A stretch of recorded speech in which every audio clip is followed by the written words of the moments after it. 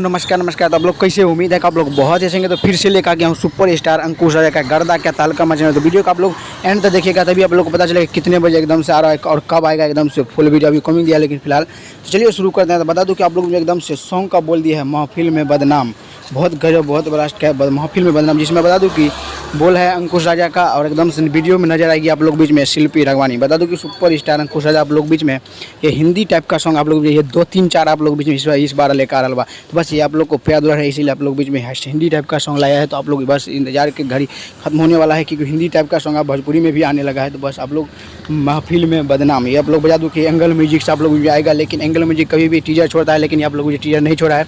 बता दूं कि महफिल में बदनाम आप लोग जो 4 तारीख को 7 बजे एकदम से फुल वीडियो आएगा एंगल म्यूजिक से महफिल में बदनाम। शिल्पी रघवानी और अंकुश राजा गीत दिए हैं, प्रकाश परदेसी संगीत छोटू रावत। बता दूं कि गर्दा मचाने वाला सॉन्ग है।